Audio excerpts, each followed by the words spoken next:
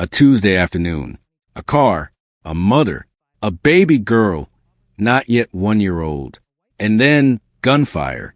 On February 4th, 2026, in the Auburn-Gresham neighborhood on Chicago's South Side, a scene unfolded in broad daylight that would stop an entire city in its tracks. Not in the early hours of the morning, not under the cover of darkness. At 1:20 in the afternoon, on a regular Wednesday, on a street where life was moving the way it moves, people coming and going, the middle of a workday, a young woman named Gabryel Ayers was sitting in a white sedan on the 7900 block of South May Street. She was 26 years old. Her loved ones called her G.I. Na. She was a hairstylist by trade and a mother above everything else. Her baby daughter was in the back seat, strapped into her car seat. Her 27-year-old boyfriend, Devin Draper, was with her. What happened next took only seconds, but the impact of those seconds will last a lifetime. 3 men, armed and moving with intent, ran up to that white sedan and opened fire. No warning, no hesitation.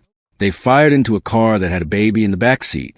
By the time the shooting stopped, more than 50 rounds had been discharged at that vehicle. 50. The force of the gunfire caused the white sedan to crash into a GMC van parked nearby. The van's driver was not injured. Gabryel Ayers had been shot multiple times. She was pulled from the car and rushed to OSF Little Company, a Mary hospital. She did not make it. She was pronounced dead from her injuries. Devin Draper was shot twice, once in the arm, once in the buttocks. He survived and was transported to Advocate Christ Medical Center in Oak Lawn. And the baby, Gabryel's daughter, less than a year old, sitting in her car seat in the back of that car as over 50 rounds tore through it, was alive, not a single scratch. Investigators later found shell casings scattered across the ground at the scene. They also found shell casings inside the baby's car seat. Read that again. Shell casings inside the car seat of a baby who had not yet turned 1. 3 masked gunmen carried out this attack on a public street in the middle of the afternoon and walked away. As of this video, not one of them has been arrested. Not one of them has been charged. Gabryel Ayers is gone. Her daughter is growing up without her, and the men responsible are still out there. This is her story, and it deserves to be heard. Right now, before we go any further, tell us in the comments where you are watching from. Drop your city, your state, your country. The True Crime Tower family spans the entire globe, and we want to hear from you. And if you are not subscribed yet, now is the time. Hit that button, because we cover the cases that demand to be covered, and we are not done with this one yet. Stay with us, because coming up, we are going to walk through the full details of this attack, hear from the people who knew Gabryel, from the community that refused to stay quiet, and tell you exactly where this investigation stands and what you can do right now to help bring justice to her family. Faith leaders and authorities are calling on the community to come forward with any information in a shooting that left a young mother dead. They held a vigil today in the place where it happened. WGN's Courtney Spinelli is at police headquarters with their message. Witnesses to this brazen act of violence call it nothing short of a miracle that the victim's baby survived. A heavy scene for witnesses and first responders, many of them coming back to the spot where this happened to make a plea for justice. The people that pulled out automatic weapons on this very land that we stand on ran up broad daylight and murdered Gabryel are monsters to me. The life of a young mother cut short Wednesday afternoon near 79th in May. Police say someone opened fire on the car 26-year-old Gabryel Ayers, a 27-year-old man, and her daughter were inside of. The victims crashing into a van. Moments later, 3 gunmen can be seen in this video shared on social media, running up to the car as they continue to shoot. Witnesses ducking for cover. The baby survived. Shell casings found inside her car seat. The 27-year-old was wounded, but Ayers didn't make it. I cannot call a duck a chicken or a pig a cow. I can call a coward, and these cowards will be hunted down. Chicago police officers gathered with community, faith leaders, and the mayor for a public roll call followed by a prayer vigil. Many speakers acknowledging a wave of violence over the last few days in Chicago, touching communities on all sides of the city. This tragedy continues to tear at the thread of the soul of Chicago.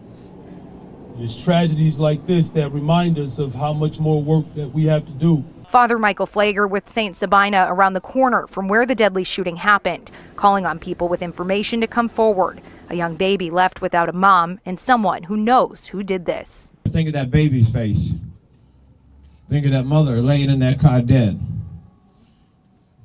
And I pray you don't sleep until you talk and tell what you know. Yesterday, Crime Stoppers of Cook County announced a $10,000 reward for any information leading to the arrest or indictment of anyone involved in the deadly shooting. Today, St. Sabina announced it will also be putting up a $10,000 reward on top of that. Outside of police headquarters, I'm Courtney Spinelli, WGN News. Chicago police joined the community in a show of solidarity on the very corner where a young woman was gunned down. I just can relate to what this family is going through, and it's very painful, and it just reminds me of that we need to get these guns off the street. Neighborhood resident Demetric Brown knows all too well the pain of losing a child to gun violence. She lost her adult daughter in 2021. The Southsiders among a coalition of concerned who attended an outdoor roll call by officers from CPD's 6th District following the slaying of Gabryel Ayers, the 26-year-old mother who was killed in a car while her 14-month-old daughter was in the back seat. We stand together, we continue to partner with one another, that you guys are willing to come forward and help us, give us information. Investigators say the attack happened Wednesday afternoon as Ayers and a man sat in the car near 79th and May. 3 men opened fire on their vehicle, causing them to crash into a van. I talked to her mother, and I've also committed to paying for the services for her as well, and we will be starting to arrange those over the next day. The 27-year-old man driving the vehicle Ayers was in was wounded but survived the attack, and incredibly, so did Ayers' child. If he didn't show that he's still God by protecting that baby, amen. Yes. I don't know what else he could show you. During a prayer vigil attended by Chicago's mayor, other local elected officials, anti-violence advocates, and others, there were pleas for the killing to stop. You're going to see our guys out here in these yellow or orange jackets constantly engaging the community, putting out fires everywhere. The brazen daylight shooting in the city's Auburn Gresham neighborhood happened near St. Sabina Church. Today, the pastor, Father Michael Flager, offered a $10,000 reward for information leading to an arrest. Don't be silent. Don't sit back, because if you do, then you are a co-conspirator to everything that they do. So far, no one is in custody and no arrests have been made. Chicago police have had very little to say about their ongoing investigation, except to say it is still under investigation. Back to you. Now that you have heard from the people closest to this case, let us walk through what investigators know about how this attack unfolded. On February 4th, 2026, at approximately 1:20 in the afternoon, Gabryel Ayers and Devin Draper were inside a white sedan parked in the 7900 block of South May Street in Auburn Gresham. Their baby daughter was secured in the back seat. According to Chicago police, multiple individuals ran up to the vehicle and opened fire. The attack was caught on video that later circulated on social media. That footage showed at least 3 shooters approaching the car on foot, armed with long guns, and firing directly into the vehicle. After the first wave of gunfire, the shooters ran from the scene briefly and then returned. A red Alfa Romeo pulled up to the car, and additional shots were fired before the vehicle drove away. In total, more than 50 rounds were discharged at that white sedan. Evidence markers and shell casings were recovered across the scene, including inside the baby girl's car seat. The car crashed into a GMC van after the shooting. The van's driver was physically unharmed and declined medical treatment at the scene. Gabryel was rushed to OSF Little Company of Mary Hospital, where she was pronounced dead from multiple gunshot wounds. Devin Draper, shot once in the arm and once in the buttocks, was taken to Advocate Christ Medical Center in Oak Lawn, where he was listed in good condition. A witness who was present in the aftermath of the shooting described seeing Gabryel's baby still in her car seat, crying, with a lollipop in her hand, alive, unharmed, surrounded by the evidence of what had just happened around her. A community that refused to go quiet.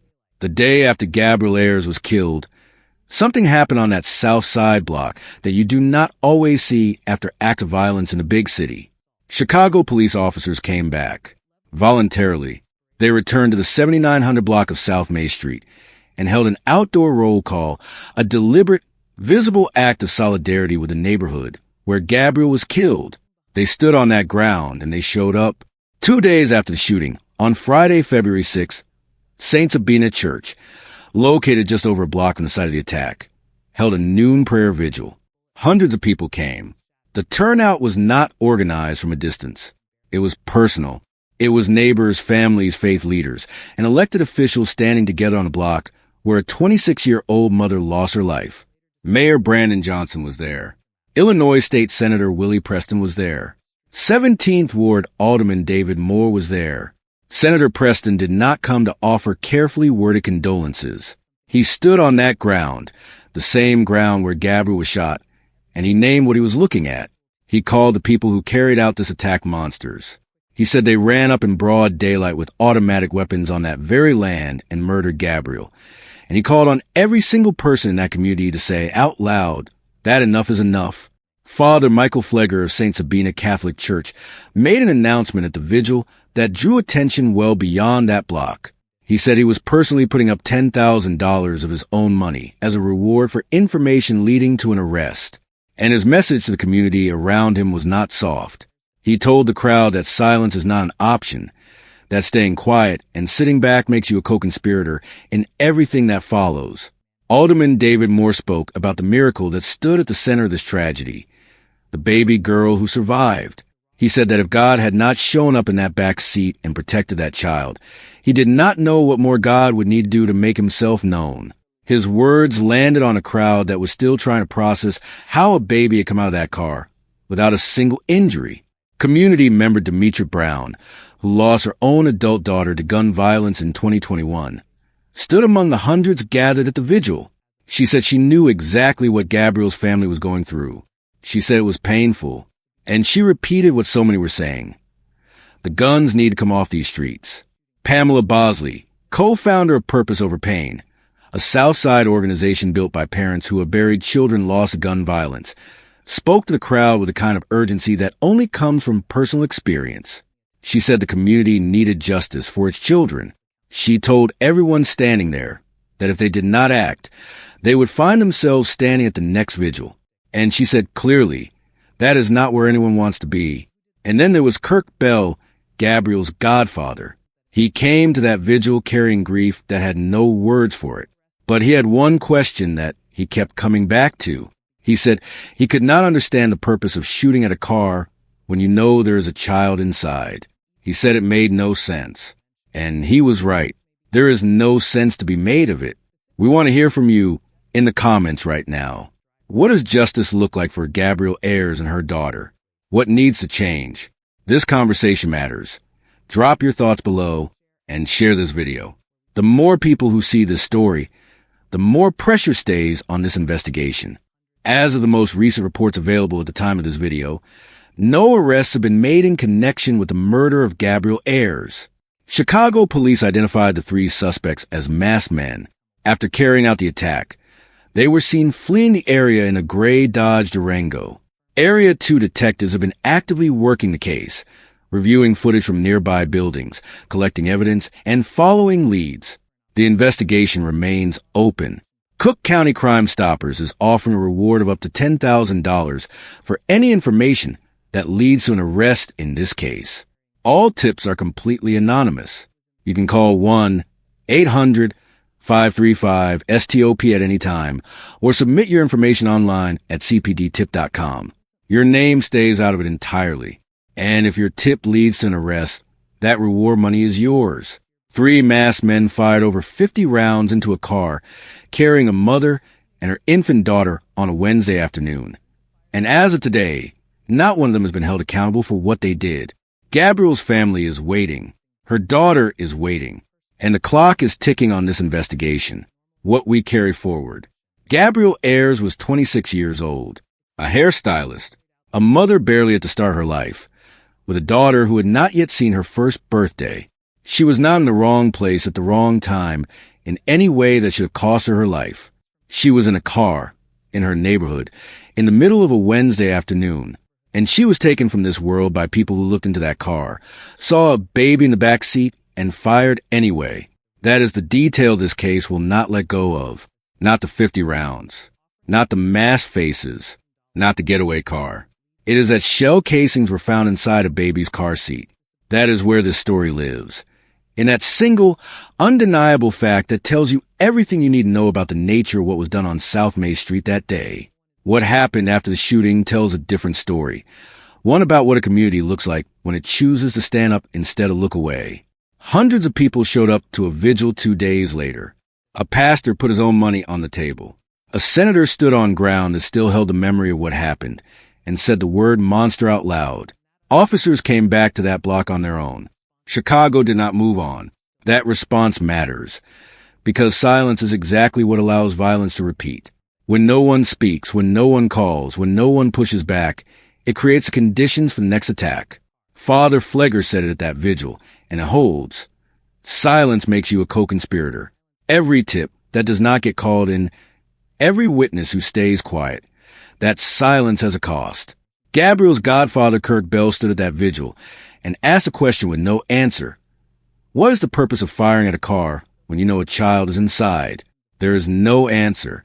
There is only the reality of a little girl who will grow up with the weight of that day, not as a memory she holds, but as a truth she will eventually have to be told. She deserves justice.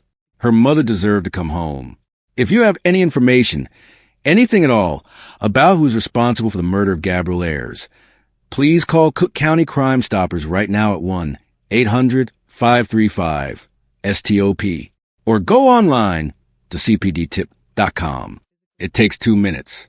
It is completely anonymous. And it could be the call that changes everything for this family. If the story stayed with you, do something with that. Share this video to every platform you are on. Leave a comment. Subscribe to True Crime Tower and join a community that refuses to let cases like this disappear from the conversation. Gabryel Ayers was a real person. Her daughter is growing up right now, and justice for this family is still possible, but only if we keep this story alive. We will see you in the next one.